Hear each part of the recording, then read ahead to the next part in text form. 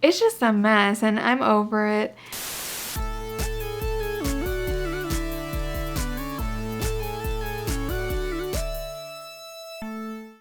Welcome back to the Miscellaneous channel where we do miscellaneous things. I'm Zeleny. I typically cover TV, pop culture, internet trends, and other miscellaneous things on this channel, so subscribe if that's your vibe. So season 7 of Love is Blind is coming to a close. Thank God. And this season just went downhill so quickly. Today I want to discuss with y'all episodes 10 and 11 and also think about the season as a whole and how it has failed us in many ways and what kind of went wrong, how it went downhill, how it crashed and burned. The couples are dropping like flies. I think season 5 remains the worst season, but season 7 is kind of falling towards the bottom of my rankings for me. I feel like in my mind it's still battling with season 6. I feel like they're kind of very similar in their quality, and maybe once we get a finale and reunion we will see. And I want to talk about why this season is not great, and I welcome y'all's theories as well. I think every season that is a bad season has its own unique problems. I think something that frustrated me so much watching most of the couples is this element of someone in the couple forcing it. It feels like every couple had a valid reason to get the ick at some point after the pods. Monica when Steven's actions weren't lining up to his promises in the pods. Hannah when she saw Nick and when she found out he did not have many life skills. Tim when Alex put her hand over his mouth. All these people had a valid reason to leave their relationship. But even though these red flags popped up so early on, people continued to force it in their relationship and continued to try. As the audience, it was very frustrating to watch that, and I found it annoying, and I feel like these situations brought out the worst in some people. I think in real life dating, they would have ended it. Like someone like Hannah, who seems like completely over Nick from the moment she meets him, honestly, she would have never dated him in the real world. But say they started dating and she found out these things about his lack of independence, she would have been like, not for me, bye. But because they're on reality TV, not reality, they're also under this weird psychological experiment that 0.001% of the population might understand, of like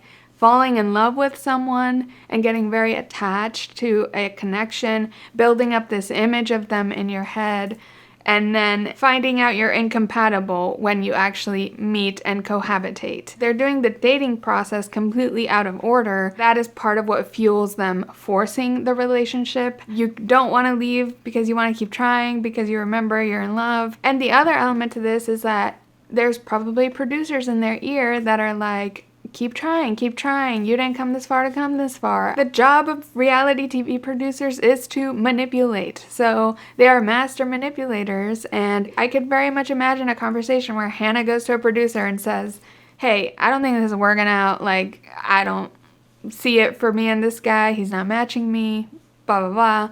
And the producer being like, just keep trying. What do you got to lose? You have an opportunity at the wedding soon to say yes or no. You have the opportunity to walk away coming up. Just stick it out. What could be the harm? I do feel like that is going to be a heavy influence on them too. And I'm not like blaming the people, but it's also been just so frustrating this season just because there's so many couples I feel got the ick, just to use the term this season likes, the ick. And I was actually glad that in these episodes we started seeing breakups, because every breakup or almost breakup in these episodes, like, it felt long overdue. And I had just wished that these breakups had happened when it was the right time. Whether it's producers' influence, the people in it being confused about what love is and pod connection versus real world, whether it's they want more screen time, like whatever the reason is, they're forcing this relationship. I don't care that much. I just am frustrated as an audience member watching it and having to watch people tell me they're getting married when it's obvious that they're not. And those are 3 couples right there. And then there's 2 other couples with men just being shitty to the woman, and that's not that fun to watch either, even though they're at least giving it a genuine try. And so I think that's the issue with the season. Just a lot of across the board red flags and issues with the couples and people dragging on relationships that are just not compatible. It's just been kind of like a mess of a season. And we have our one couple that is hanging on. And then the other big issue with the season that I think is more just obvious is the editing and producing of it. They are leaving out so much that there are couples that we just can't really know or comment on or make up our minds about because they didn't catch all these key moments on footage. And other seasons have had this problem as well. It's not super new, but it's so weird. It's almost like the producers are trying to give the couple space, but you're on a show. Like, are you on a show or not? Like, you gotta show us these key moments. Like, we didn't see the fight between Tim and Alex. We didn't see Monica discovering any text messages. We didn't see the original conversation between Taylor and Garrett about the Instagram DMs, like how he first brought it up. We didn't see Ashley find out about Tyler's kids. It's just been messily produced, and just for some couples, it's hard to tell exactly what's going on. Even Marissa and Ramses, these episodes, they had a really vague conversation at the end that we have no idea what happened, and I feel like this show is starting to rely a lot on like vague editing in order to make cliffhangers for their next batch of episodes, but it just ends up being very confusing to the audience. Like, the Tyler and Ashley situation makes no sense if you're not watching TikToks about it. It's just a mess, and like, it's hard to keep track as the audience. And it also leads to bad things with the audience because I feel like when the editing and producing is so vague, the audience is gonna like make up their own story and run with it. And it's usually like kind of unhinged because, I don't know, the masses are a little unhinged. It's us, we're the masses. We're just missing all these puzzle pieces and we really can't make our mind up. This is honestly the season where I've seen the most like all over opinions about everything going on because I just think they were so weird in what they chose to show us that it wasn't very holistic and it wasn't enough for people to like reach any big consensus on a lot of things. So let me give my usual disclaimer, and that is that we are just judging edited personas. It's just TV. It's not that serious.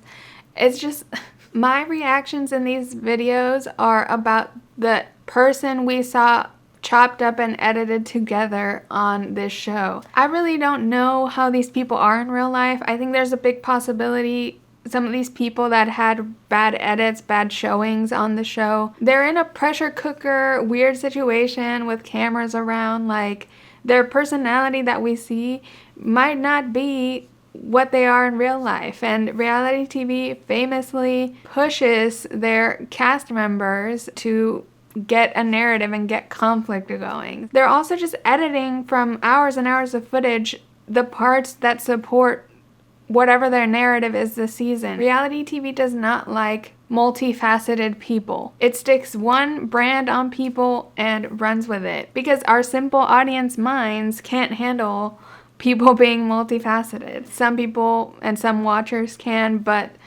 for the most part, making media for the masses involves dumbing it down. Especially when I dislike a person or what they do, I don't think less of the real person. I could care less about the real person. Like, I don't follow these people on Instagram. I don't care what they do. I'm just judging who they are in the context of this story that the show is presenting. That's it. Okay, so let me get into our couples, and as always, we're starting with our best couple, our healthy one, Taylor and Garrett. Even though they were a little shaky these episodes, it was a little scary. I'm still a little shaken, but I'm hoping for the best. I really do think Taylor and Garrett's edit on the show is very strongly leaning towards a yes at the altar. Like, the music they put on their scenes, the way they've invested in dates with them. I feel like you can just tell when the edit is like a hero edit on Love is Blind nowadays. If a couple's not gonna make it, they have these moments where it's like it'll focus on like someone rolling their eyes at their partner, or someone being annoyed, or like washing the dishes aggressively, or some random thing, and make it more dramatic than it is to signify that they're gonna say no or that they're tumultuous. But Taylor and Garrett have gotten like all the positive, good vibe songs, good vibe dates. They had a fight, but like it was resolved. I think we're solid on them. I think they're gonna make it. Taylor, like, she's fabulous. I don't know how her hair always looks so perfect. It's like she does all these different hairstyles with it that are just like, it's like a tousled kind of updo, but it's like perfect, like spirals and like the just perfect. And then her outfits are just all like, they're somehow like casual but super elegant at the same time. She's just like the embodiment of chic. I think she's had a great showing on the season. Like, I'm glad at the end Garrett is realizing that if he fumbles her, it's gonna be really bad. I sense that from him because he seems like a good guy, but Taylor just seems like such a gem that I just wonder how she got on this show. Because like watching season 7 this far, I'm like, okay, it's making sense why all of these people were single. But Taylor, I don't know why. Good for us, because at least we have one hero couple to root for. But we did have this fight at the 1920s party, which we never found out why it was a 1920s party. Unless I missed it, let me know. But like, I kept wondering in all the teasers, like, I wonder why we're having a 1920s party. Like, it's cool to have a theme, but like, I thought they would tie it in or something with like maybe the activity, or I don't know. Taylor and Garrett had their first argument that we saw, and it was because an ex DM'd Garrett and he told Taylor on the way to the 1920s party. He had had all day to mention this to her, and he didn't. Now she's really upset going into this party, and they're having this argument outside. Taylor's just like a master communicator in this fight. Like, she's being very honest about her feelings while still having just general respect for him. She's communicating her expectations for when an ex DMs him. She would prefer he responds with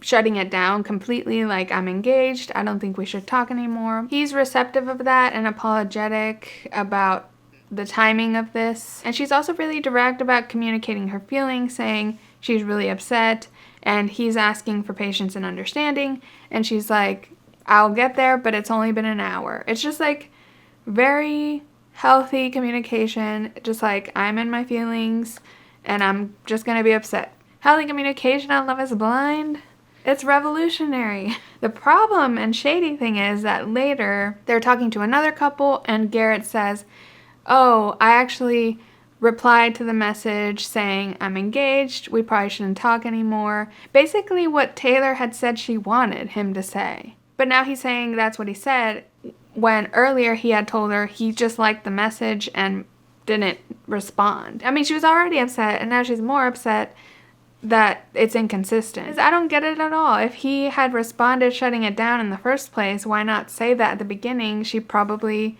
would have appreciated that and been like, cool, that's how I would want you to react to that. But instead, he lied about liking it, or is he lying now about how he responded? Like, it's just the inconsistency. And it kind of might seem like a small thing in a vacuum. They don't know each other, and he doesn't know how she would prefer he react to something like that. Like, it's a new thing in their relationship to happen, right? But after Garrett and Taylor have witnessed how Monica and Steven imploded, Garrett should be aware that this kind of inconsistency, even though it seems a little small, can be very alarming in such a crunched timeline. Every small thing is like mega amplified in a Love is Blind thing because they are on such a tight timeline and they're committing to marriage at the end. And so she's really pissed off, and I get it. Like, it's just scary when like marriage is on the line in like a week or whatever. And I have no idea what Garrett was thinking. Like, is he lying? I'm in the same boat as her. Like, I don't know if he's lying, if it's too many red flags. Poor Ashley is comforting Taylor while Ashley has like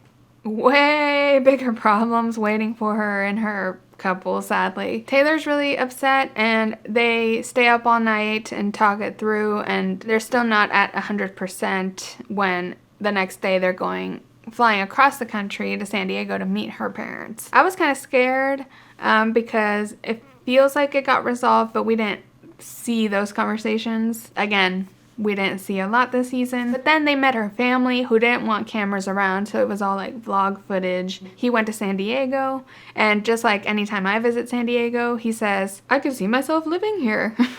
As much as it's a big life change, it's such a beautiful city, and they want to have a family and all this. Like, it seems like it's such a cool place to raise a family. I always wish my ancestors had settled there instead of freaking Laredo.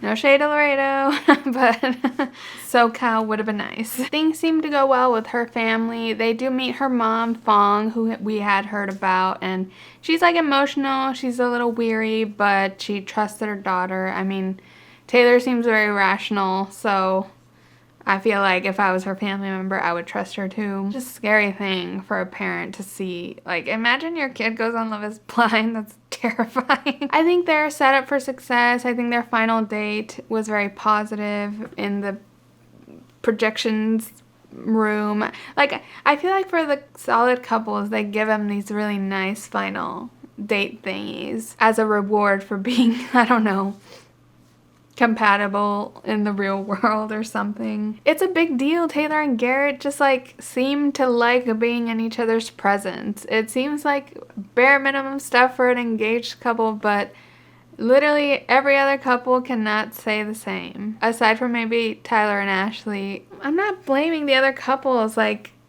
this experiment is stupid. Like, why would you fall in love and get engaged without knowing if you're compatible with living with someone, or like in the real world or whatever? So I think it's just luck that Taylor and Garrett both signed up for this, that they matched each other's energies, that they're working it out in the real world and seem like on a good path for success. Like, by the end, their only disagreement is where to store their mustard. And if you're getting married on like a 3-week timeline, you better hope that's the thing you disagree the most about. Okay, next is Tyler and Ashley A.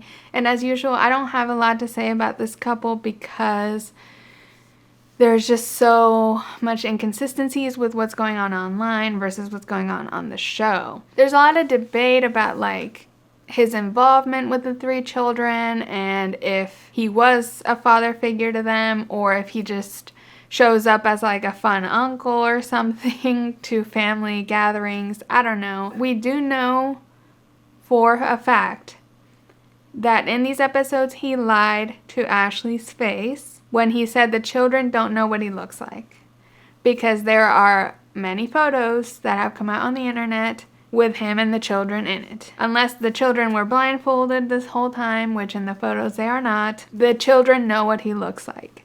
And this level of lying is just absolutely terrifying and the reddest of red flags. It is tragic for Ashley, and it's hard for me to watch their scenes because they're getting a very positive edit. She ended up forgiving him for the omission of him being a sperm donor to 3 children. And they have this very, like, romantic final date, skydiving and stuff. And again, are talking about having children and how she's, like, scared of it. And he's kind of downplaying it, like, I'll be there to hold your hand. And she's like, well, sure, but you're not the one pushing a child out of your body. Men, stop downplaying childbirth challenge. Impossible. I'm at a loss with this couple. There's not much to say because it's not really happening on the show, but it's all over online and it's pretty public. And I think with them, we're really gonna see what's up at the reunion. We don't know if, like, he confessed everything maybe after cameras left. He could have used some excuse of like, well, I didn't want to air out all this business on camera. I don't know. He could have spun a story to her. He seems to be quite the liar. Or it could be that she had no clue about any of this until now that it's all out in the public. Maybe we'll see at the reunion what her thoughts are on it. I think the reunion is going to be really key for this couple because so much happened off the show. Okay, next let's talk about Hannah and Nick D. Oh my god, this couple deserves a dissertation thesis. They just continued going so downhill and being so messy these episodes, and finally broke up. I was so glad it finally happened. And honestly, I wouldn't have been mad if this breakup conversation happened a few days into living together, or even in the honeymoons when she was already getting the ick. And he has his own issues independent of how Hannah treats them. I'll be more clear and communicate what his issues are, because last video I focused a lot more on her issues because honestly they're more at the forefront and they're more interesting. Like, for her, it was the switch up from the pods. It was such a big difference. The way her family reacted to her, the things her brother said about her. I didn't communicate clearly in my last video that Hannah is very valid to not want to marry Nick for his lack of independence in his life and lack of experience with living on his own and paying bills and finances and doing chores and cooking. It's even valid for her to not want to marry him because of how he looks. Even though it's superficial and the point of the show is to prove looks don't matter or whatever, it's still valid for her to see him and be like, I'm not into it, I'm not attracted. What is so bizarre about her is that she actively treats him like she hates his guts and treats him like he's the scum of the earth, yet is also telling us, the audience, and him that she loves him and is gonna marry him. Like, in what world would she have married him? And my whole point in my last video was just that if you truly love someone, you just don't speak to them that way. It's not her job or obligation to teach him anything, but if he's being clueless around her, I would think she just would like realize what that means to her and then take an action of like just dumping him, breaking up, or telling him like, get your act together or I'm out. She had some sentences in these episodes that I'm like, okay, this sentence alone out of context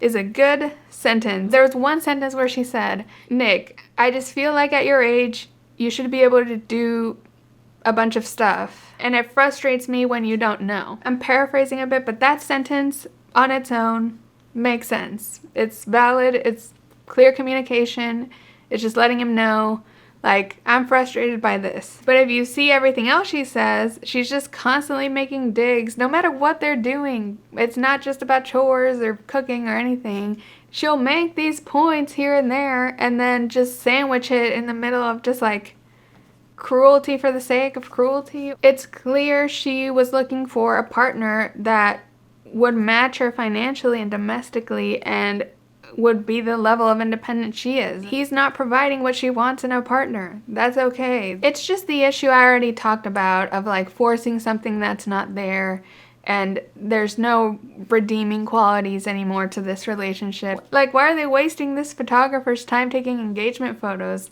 Like, I swear Nick said, oh, these will be good to show the kids, and she just like laughed like, like, good one. Because yeah, of course she's not gonna marry him. She doesn't like anything about him. Nick's issues, independent of Hannah. He has been spoiled by his parents a lot of his life. He's 28 and doesn't know how to do a lot of basic things, but he claims to vacuum every 2 weeks. He claims to clean his own space. He claims to take care of the family cat. He claims to have helped his dad mount the mirror in his bedroom. Do I believe a lot of these?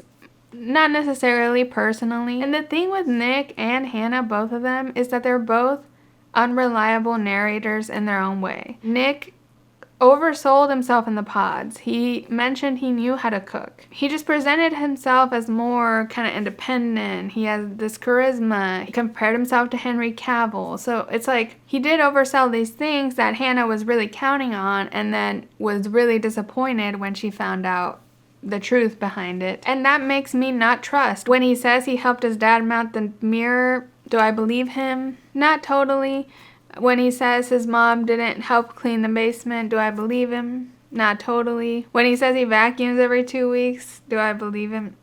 Not totally, because it's hard to know when he's overselling versus when he's not, since he has oversold some things, especially his ability to cook. He mentioned several times he knew how to cook certain dishes. She mentions he had told her he could cook pasta and that he had before, and then later admits he had only done it once. So it's like he's an unreliable narrator for his own self.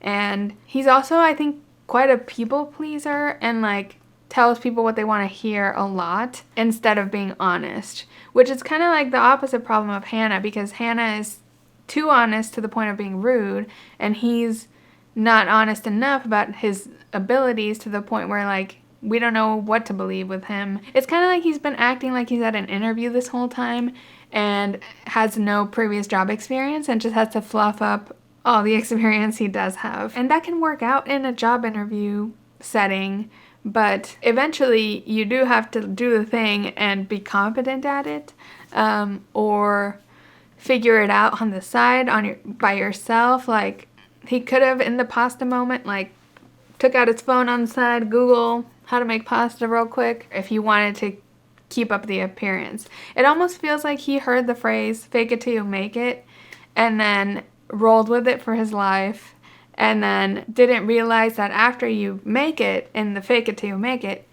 you still have to do the thing and like figure it out once you're in it. We did have this Katie conversation, which I thought was interesting. Katie was someone Nick had a connection with in the pods, and they saw her at the 1920s party, and she's older, she's in her mid-30s. She ended things with Nick in the pods because her being, I think, a sensible, mature lady, sniffed out Nick's immaturity or incompetence in life. She used clues from the pods that were not related to like life skills or anything, but she got a sense that he is immature and not at her level. All the girls literally told Hannah, like, Nick is kind of not great. People thought he would be way more of a douche, but he still was not ready for marriage. And like I said in my last video, I don't know why he would sign up for a show to get married on a fast track. Either he was thinking fake it till you make it, or had no idea what a marriage entailed in terms of independence and life skills, and just wanted like a shortcut or something. But I think a lot of the girls sniffed it out, and Hannah didn't, or I mean, she tried to listen to the girls, but then regretted it. Katie talks to Nick about why she left him in the pods, and she gives him some great feedback about it. I mean, she didn't owe this to him before y'all come for me, but she was generous and told him like she just didn't feel listened to. She felt objectified by him in the pods, that he had maturity issues. I mean, she was very direct and honest, but wasn't just like insulting him for the hell of it between the feedback. She honestly like therapized him even, and told him like, you use your charisma as a defense mechanism. It was all very insightful of her, and I think it's showing her maturity. And notice how she's not saying how mature she is every 5 seconds. And she had a really great read on Nick, that all this bravado is a defense mechanism for his like insecurities. And Nick is a little flirty, and Hannah's pissed that they're talking at all. And the fight after this was so wild, because this is where she threw at him the I turned you from a boy into a man, which like she wishes she had, because if she had successfully in like 2 weeks turned him from a boy into a man, she'd probably marry him. If it was that easy to fix, I think then they'd be set. She did seem really wasted with the turning a boy into a man comment. I think she's just very dramatic. Hannah's a very dramatic person. She kept blaming Nick for things Katie had said all night about how cute Nick was, and how attractive he was, which I don't know why Katie was telling her this, but she was. And she was just yelling at Nick for Katie finding him attractive. And Nick finally had a good counterpoint of like, what does that have to do with me? Thank you. Like, what does it have to do? Once Nick started to have valid counterpoints, Hannah just dropped the argument and was like, wait, I wanted to show you fun, Hannah. Why are you ruining the night? And he's just like, you ruined the night. You started this argument.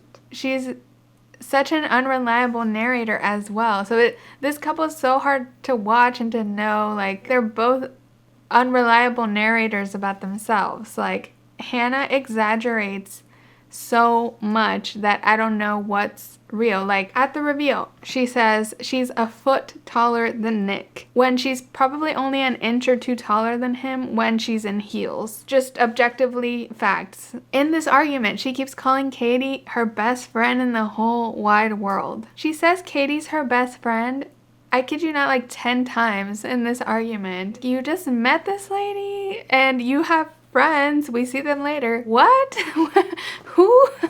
Why is this lady your best friend? And also, she kind of comes to the realization like, oh, a best friend wouldn't talk about my fiance like this. And it's like, yeah, maybe she's not a good contender for a best friend. Like, you're not best friend. So Hannah just like exaggerates so much that at times I'm not sure if she's exaggerating his incompetence or if he's really that incompetent. When she says things like, oh, Nick doesn't take out the trash unless I tell him, like, is it because he's not meeting her high expectations of, like, taking the trash out every single day? Or is he really bad at taking out the trash without anyone telling him?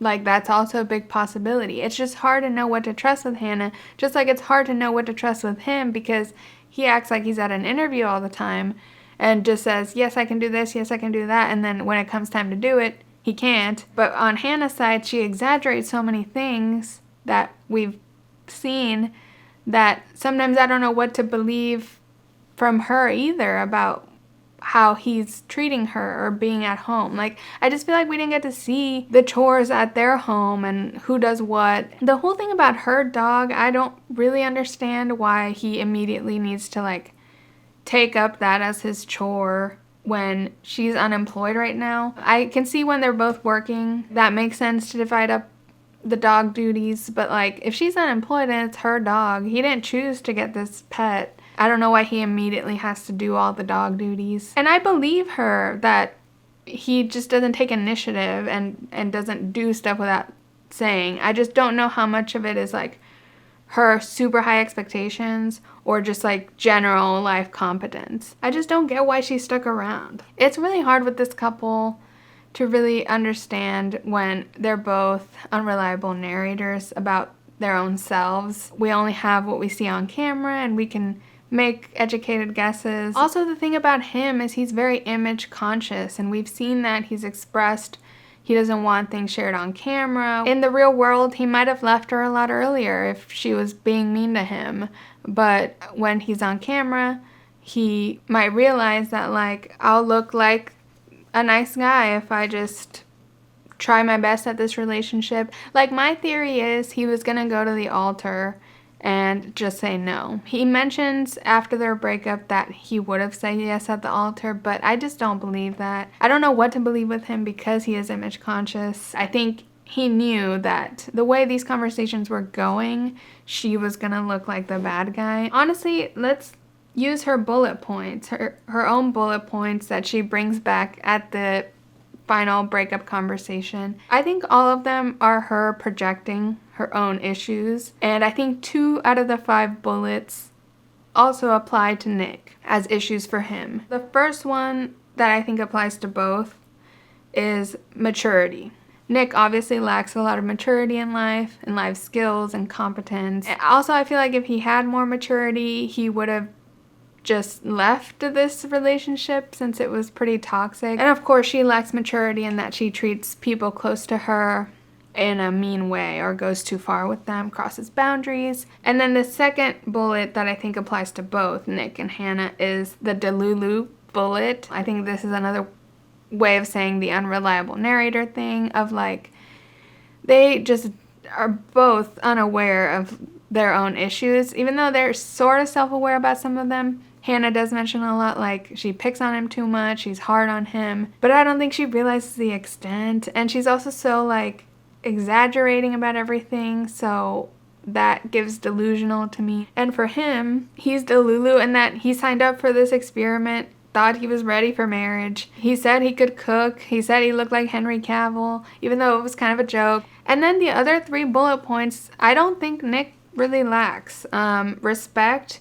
Hannah was extremely disrespectful to Nick, and he kept it pretty respectful, whether it was out of fear or out of image consciousness or out of lack of self-worth, who knows. Nick always kept his interaction towards Hannah pretty respectful from everything we saw. Also, she totally aired out his sexual business, which that problem and the sexual compatibility seemed really off. Again, that's another big valid reason to not marry this guy and to show you that he's not the one. It was a lot of detail on international TV, and the irony of her saying, oh, you have to handle these issues with so much care because, you know, it could hurt his ego. Meanwhile, you're saying this on international streaming Netflix. Like, the next bullet point is social awareness, which I feel like Nick was pretty good at being socially aware. I don't know if we had many examples to test that, but meeting her parents, he came off relaxed and he was aware enough to not insult Hannah back after every time she insulted him, or to like pick at her any of her insecurities or anything. And on her end, I feel like she lacks quite a bit of social awareness. She's one of these people of like, I may seem rude, but I'm just honest. She just has no sensitivity with people. And there's merit to being honest, and I think that makes her very compelling as a reality TV character, and I think she's going to be cast in a lot of reality TV things after this because she's very unfiltered, and a lot of people on camera especially are not willing to do that. And then the final bullet was confidence versus ego. And I just feel like if Nick had a lot of ego or a lot of self-confidence even, he probably would have walked away from this relationship sooner. She mentions like, oh, I feel like I have to stroke your ego to make you happy all the time. And I'm just like, when did she once stroke his ego?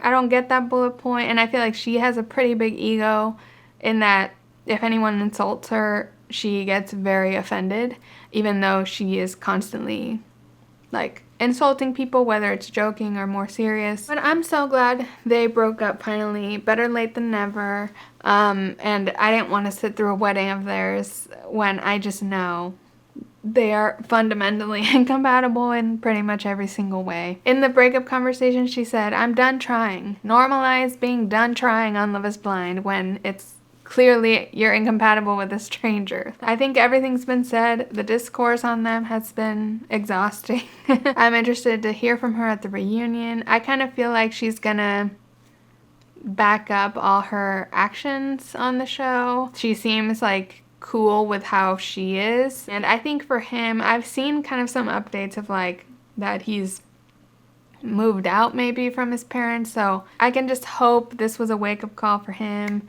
and we'll see at the reunion. I have a feeling he'll come to the reunion like, oh, I can cook pasta now, I learned, and blah blah blah. If he's playing the smart PR game, he will come out like that. What would have even happened if she dated Leo? Like, he was so excited to just mansplain stuff to her. She ended up being like an expert at the logistics of adult life, so like, would he have been mad about that? Also, like, if he's rich, does the help do all the chores, and would she have liked the help to do all the chores? Or would she have still hated Leo for not knowing how to do the chores? It's interesting to think about. Okay, next is Tim and Alex. Oh my god. That breakup. Oh my god, Tim. Cold ass bitch.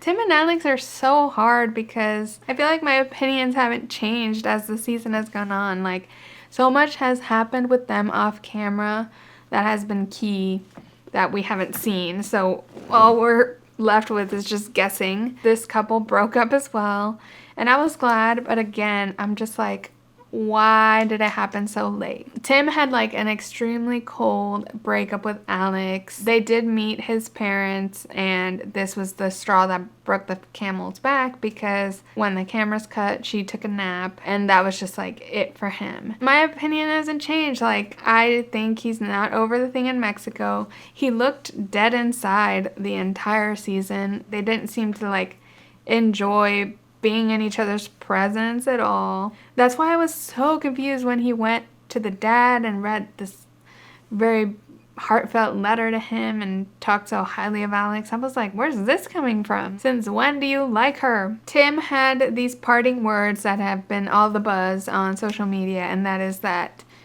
I never want to see you again. That's a Virgo for you, let me tell you. No, just kidding. It was just very abrupt and cold and surprising. There's another couple that was fundamentally incompatible. He just did not know how to communicate. He had all these things that bothered him about her and did not communicate them in the moment. So once you get to this breakup conversation, he is listing off all these things that are offenses to him, and she had no idea that these things bothered him to that degree. She honestly, for the first time that I've seen, communicated very clearly and well in the breakup conversation. Aside from just like cutting him off, she was making good points of like, I can't read your mind. In the moment, you have to tell me that that will bother you. We're basically strangers here and we're figuring it out. So she handled this conflict well. I mean, it seems like a lot more civil and clear than whatever weird argument they had in Mexico. But by then it was too late. I mean, his mind had made up. So yeah, he doesn't know how to communicate in these moments and just expects his soulmate to magically know all the things he wants done. You just can't assume when you're just getting to know somebody what's common sense in a relationship. Like him grocery shopping and cooking all day for her family and hosting and then doing the dishes. I think it would have been normal and nice of her to like step in and just help out with the cooking and the cleaning. But again, if you're barely getting to know each other, then you just say like, hey, I'm so tired from grilling all day. Can you do these dishes? And then from there, you give your partner a chance to adapt. And then if they push back or they're annoyed or however they react, then you can make your judgment of like, oh, she's not even willing to do the dishes. He just clearly had communication issues, and she just seemed really low effort and disinterested the whole time, to be honest. Like, we've had 11 episodes with her, and I still don't know anything about the woman, and that could be the editor's fault completely. I just don't know her vibe, her likes, her dislikes, aside from Tim. Her hobbies, her vibes. Like, all I know is, like, her parents have MS, which is a difficult thing, that she likes to take naps, and that her apartment's a mess. Like, I can't do much with that, and I can't have much of an opinion on her. He also mentioned, like, he was annoyed that she didn't text back after, like, during a whole day of work, and that she tried to call him back, and he was like, I don't want to call. So he just seems like kind of a control freak. Like, he just has these high expectations. For a lot of these couples, it'd be so interesting to see them with someone that was compatible with them and see if their issues are still sabotaging the relationship. If Hannah had been with someone that matched her in life skills, would she have still found things to criticize about them, or would she have been satisfied and treated them as an equal? For Tim, I wonder that. I mean, I think the communications issues would have still happened. And I think for Alex, she just seems kind of like in her own world or something. So like, I feel like her issues would have happened with another match. People were so poorly matched that I just am so curious about how they would act in a couple where they were matched. If the Tim and Alex breakup conversation had happened after the fight in Mexico, I would have had no problem with it. Even the I never want to see you again, since we didn't get to see it on camera, it could have just been that bad, and I'd be like, well, that sounds like a bad fight. Good riddance, I guess. I'm just mad about the same thing Alex is, that like 2 days before this breakup, he wasted her sweet father's time and emotions and all the crap and letter just to change your mind 2 days later. Like, why waste everyone's time? Okay, we actually had a little update on Monica and Steven, and I was kind of shocked by this. At the 1920s party, Monica shows up, and she mentioned she like talked on the phone with Steven for 2 hours. They're in a good place. She has obviously no interest in dating him, but like, she says something like, he has a good heart or whatever. And I'm just like, damn, it could not be me. Like, good for her, I guess, for not walking around with like all this hatred eating her up or anything. But she did not owe him zip. Like, she could have very rightfully given him the Tim treatment and given him a I never want to see you again. Bye. Okay, next is Ramses and Marissa. And oh my god, this couple is wildin'. Well, Ramses is wildin' only. Marissa's such a sweetheart. I feel she's so sweet and she needs to leave this guy. I also find it so tragic that all of Marissa's friends and family keep saying like, oh my god, Ramses is so much of an improvement from her past ex-boyfriends. Like, what monsters has she been dating? Ramses is just, oh my god, like so cringe. And they continue like the sexual problems, not the condoms thing as much anymore, even worse, because she gets sort of sick. It seems to end up being PMS or period related, but she's pretty sick. They're having this conversation about like how they're not intimate right now and how he's very concerned about that. And he's just so like slimy about how he speaks to her. It keeps saying like contradictory statements like, I don't want to force you, but also I need to be physical. It's fine, it's fine. Except it's not fine if this is a long-term problem. Like the most wild thing to me was when she talked about the statistic of how a lot of men leave their wives if they get cancer. And his response to that is like, that's a valid question or valid point. Like she was clearly looking for some smidge of reassurance that like, oh, I wouldn't do that, babe. And she gets, oh, valid question. I don't know what I'd do in that. Like, bitch, what? She mentions it as well, like, yes, illness or cancer, but also like pregnancy or postpartum times. I can tell when she talked about like postpartum periods of not having sex that this man had not even fathomed that that was a thing. And like from the beginning I've been saying like I feel like he hasn't really thought about what it means to have children. Like this is making a lot of assumptions, but like every time kids are mentioned he's kind of like, oh, huh. And I feel like Marissa is more aware of it. I mean, she has all these siblings and she's a woman and she's more socialized probably to know about having children and what it entails. I just don't think Ramses is like serious about any of this. This conversation is pretty alarming. And then she's also talking about wedding planning with him and she's definitely more active. And he had literally said previously that he wanted to be so involved in the wedding planning. Now we know why they showed us that clip, because that shit came back around and he does not give a shit about the wedding planning. He's more having doubts, I think, about having like a couple of days of no intimacy and how that's so detrimental to him. They have a couple of conversations about the wedding planning, and one was like her showing him all the things she wanted. She kind of wants something alternative with like no aisle, and like earlier she had said she wanted like an all black wedding, like everyone wears black. I don't think they're having a wedding actually, so none of this matters, but she has all these ideas and he's just like, okay, or just questioning them when he has questions, but like he's checked out at that point, I think. And I feel like that PMS week was so detrimental, and it's just like, why is he even trying to get married? Like, you have to understand there's gonna be harder periods than others and times where people are sick and not out for it, and that's okay, and it's just like an ebb and flow to things. It can't all be like honeymooning in Mexico with no job responsibilities, no children responsibilities, no family obligations, no friend, like social lives. Like, yeah, when you don't have all those things, of course you're having relations all day, but life is difficult and tiring. And she talks about all the shit she's doing. She's in law school and doing all this crap and commuting 2 hours to Baltimore, and that's part of what was making her so sick too. He just has no compassion and just like cares about his own needs and pleasures all the time, and it's just totally self-absorbed. At least with this couple I didn't get the aspect of like forcing it too much. I mean, he seems to be forcing it a little by the end, but she still seems pretty hopeful about him and does her wedding dress try on, and she tries to reassure him quite a lot, and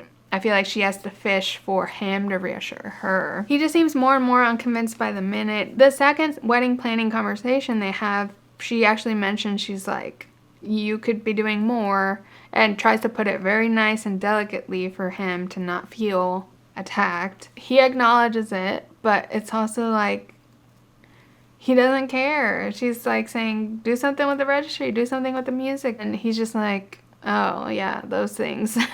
Right. And she mentions like, I'm kind of concerned about this because what about when we have children? Will the burden be all on me? And that's a very valid question, and I think she knows the answer, but I don't know if she's coming to terms with it. I think I just worry she's like had really toxic exes that by comparison Ramses seems good, just like her parents and friends are seeing, but at the same time he is no good for her. All he cares about is what he's getting out of this. And then the final conversation is really ambiguous and we don't really know what's going on. I do think they're breaking up here. He seems to be getting cold feet. He talked to someone. It seems like something with outside influences convincing him that this is not a good idea. It's like dawning on him that this is it, like as in marriage. And she's just like concerned and frustrated, just kind of like, where did this all come from? Why do these people sign up to get married? Especially like Ramses has been married. Why are you trying to rush into another marriage? I'm hoping he does break it off just because for her, I think it'll be a blessing in disguise. And she deserves better. And that's it. We'll see next week. And this is my last video covering this. Next week, I will be live streaming a day after the finale drops. And talking about kind of the season as a whole, the weddings, of course, the outcomes, and building our season 7 Love is Blind time capsule. So make sure you put your suggestions in the comments. It's been fun covering it, even though it's been a mess, unfortunately. I mean, a lot of these seasons devolve into mess, and I think they just can't predict it, and it's kind of a lot of luck to find someone that's actually compatible in the pods and in the real world. It's been a rough one this season. Please like this video and subscribe to my channel if you enjoyed. I put out new videos whenever I feel like it about TV, pop culture, internet trends, and other miscellaneous things. And you can follow me at Miscellaneous to keep up with me, or just turn on the bell notification here on YouTube. Thank you so much for watching, and I'll catch you in the next one. Bye!